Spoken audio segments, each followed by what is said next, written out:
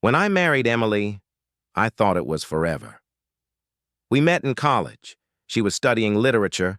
I was into computer science. Two opposites that clicked.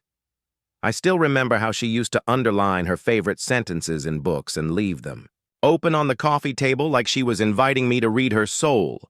Life wasn't glamorous, but it was ours. Quiet mornings, shared grocery lists, whispered jokes in bed. For 5 years, our routine never felt dull. It felt like home. She'd kiss me on the forehead before leaving for work. I'd have her tea ready when she came back. Nothing dramatic, just the kind of rhythm you grow to trust more than anything. Then, little by little, something shifted.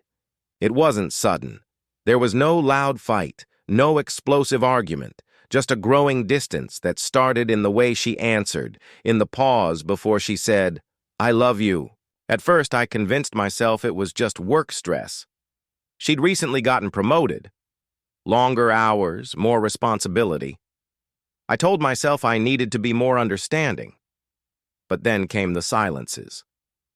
The kind that filled a room like fog, thick, heavy, and hard to ignore.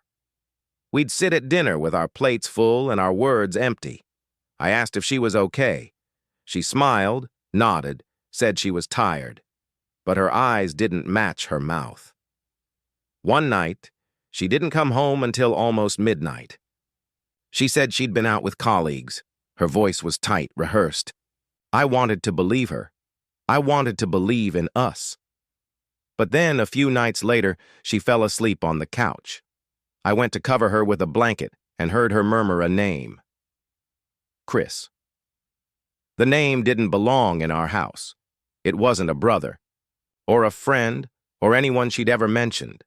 I stood there, frozen, listening to her breathing. That single word, that single name, said everything her silence hadn't.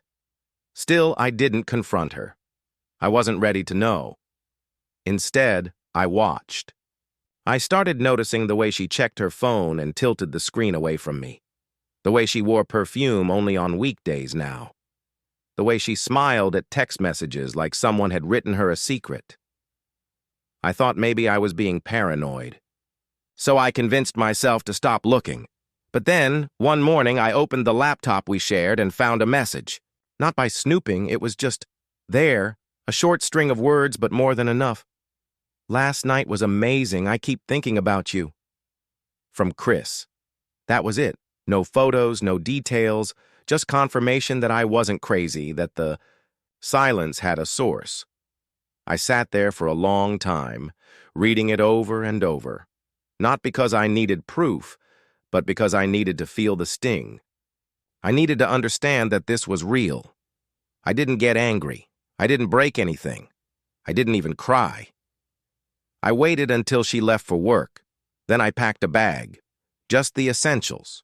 Some clothes, my charger, and the one photo of us from our wedding I still liked. I wrote a note, short, quiet, like the end of a song. "I know.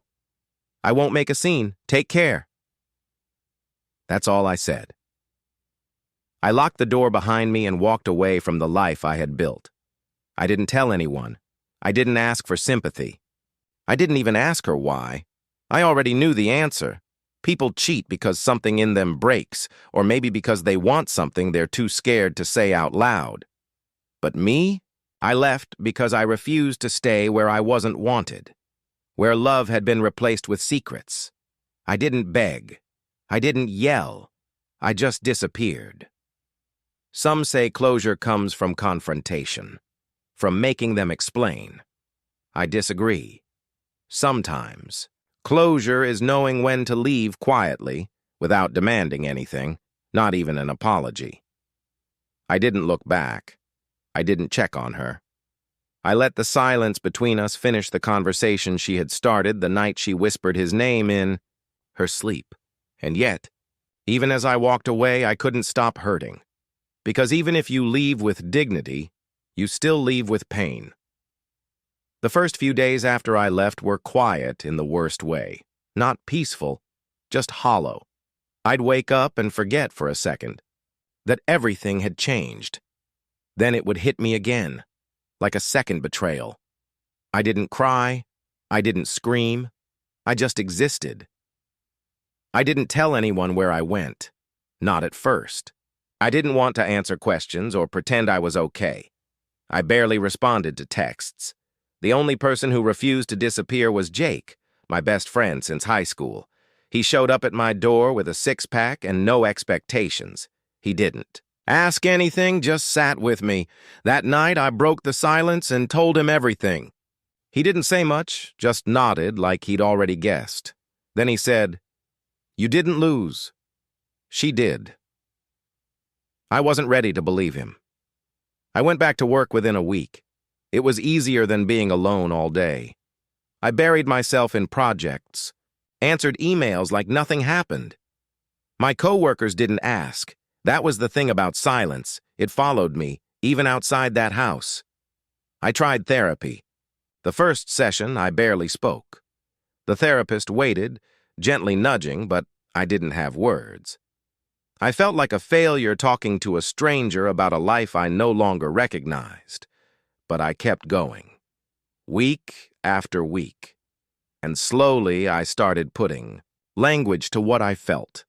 Betrayal, grief, shame, anger I didn't know how to express. I never blamed myself for her choice, but I did blame myself for not seeing it sooner. I replayed everything, our last few months, the signs I missed, the excuses I made for her, but every time I tried to connect the dots, I hit a wall. Some things don't make sense, even in hindsight. After a few months, I started doing small things for myself. I bought a plant. It died in 2 weeks, but it was something. I picked up cooking again, even if it was just pasta most nights. I cleaned on Sundays, not because I cared if the place was spotless, but because routine felt like control. I read books I'd ignored for years. I started journaling. It didn't fix anything, but it gave the pain somewhere to go. People talk about healing like it's a straight line. It isn't. Some mornings I felt fine. Other mornings I woke up angry at nothing. Sometimes I saw her face in a stranger and felt the world stop for a second. I went on a few dates, but my heart wasn't in it. The connection felt forced. I couldn't give someone new a heart that still felt broken. I was polite. I left respectfully. I didn't ghost anyone. I knew what silence could do. What hurt most wasn't losing her. It was losing the version of myself that believed we were solid. I missed the man who trusted fully, who didn't flinch when someone said forever. I missed how easy it used to be to love without caution. One night, I finally deleted the last photo of us on my phone. It was our anniversary dinner, 2 years ago. We were both smiling, pretending we were still in love. I stared at it for a long time before pressing delete. Not because I hated her, but because it wasn't real anymore. Forgiving her didn't come all at once. It came in pieces. Not because she asked, but because I needed to stop bleeding from a wound she'd long moved on from. Holding on only gave her power over a part of me that deserved peace. Letting go didn't make me weak. It made me free. I started to see myself again. Not the husband, not the betrayed man, just David. A little bruised, a little guarded, but alive. I laughed with Jake again. I made plans. I said yes to things I used to ignore. I didn't erase her from my story, but I stopped letting her define the ending. A year passed, quietly, no calls, no texts. I assumed she was living whatever life she'd chosen, maybe with him, maybe alone. I no longer needed to know. Then one morning, just as I started to believe the worst was truly behind me, I heard a knock at my door. It was the kind of knock that makes your chest tighten, even before you know who it is. I opened it. And there she was, tears in her eyes. Everything I thought I'd buried rose all at once. I hadn't seen her in a year, but I knew this wasn't over. She didn't say anything at first, just stood there, eyes swollen, hair unkempt, like the version of her I had never seen before. I waited. Eventually, she spoke. I didn't know where else to go. I didn't move. I didn't speak. Part of me wanted to slam the door. Another part remembered the years I'd spent loving her. "I'm not here to cause problems," she said quietly. "I just needed to see you." I stepped aside and let her in. She walked in slowly, like she didn't recognize the person who used to live with her. She sat down and stared at the floor. "Chris left a while ago. He said I wasn't who he thought I was. I guess I wasn't." I stayed silent. I wasn't going to make it easy for her. I thought I'd feel something with him. I thought it would be excitement, freedom, something different. But it was just noise, nothing that mattered. And when it fell apart, I had to sit with what I'd done. She looked at me then. "I know I don't deserve to be here." "You don't," I said. She nodded. "I understand. I'm not asking for a second chance. I just need you to hear me say it. I was wrong. I lied. I broke something. That didn't need fixing. You didn't deserve that." She looked older. Not in age, but in weight, like life had finally forced her to face herself. I didn't take pleasure in it. I didn't need her to suffer. I just wanted truth. "I didn't cheat because of you," she said. "It wasn't about what you lacked. You were good to me. You were steady. I just ran from myself. And when everything collapsed, you were the only person I thought about." I asked her why she didn't reach out sooner. "Because I didn't know what to say. I was ashamed. And honestly, I didn't think you'd even open the door." I told her I wasn't sure why I had. Maybe curiosity, maybe closure, maybe just habit. "I miss the version of me that was with you," she said. "The one that didn't lie. The one who was still kind." I didn't respond. Her words didn't erase what had happened. They didn't fix the nights I spent wondering why I wasn't enough. They didn't change the fact that I had to rebuild myself from nothing because of a choice she made. She wiped her face and stood up. "I know this doesn't change anything. I couldn't carry it anymore. I thought if I could just say it out loud, maybe I'd stop hearing it in my head every day." I walked her to the door. She turned once more and asked the question I knew would come. "Did you ever hate me?" I thought about it. "No, but I hated what you did to us. That version of you, I hated her." She nodded. "That version of me is gone. I hope." Then she paused. "I hope you find someone who never makes you question your worth." I told her I already had. Myself. She gave a small, sad smile. I deserved that. We stood in silence. Not the kind we used to sit in, where everything was falling apart. This was different.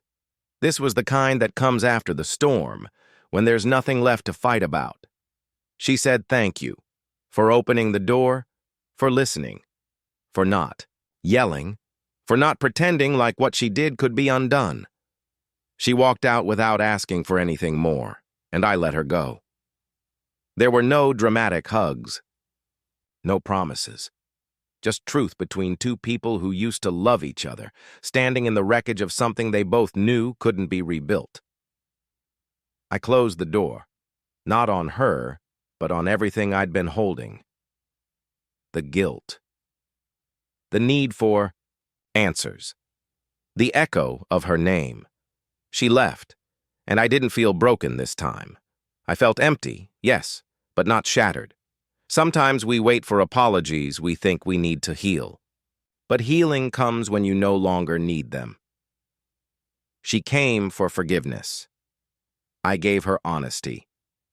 And when she walked away, I didn't follow. Because I finally knew that moving on isn't walking away from someone. It's walking back to yourself.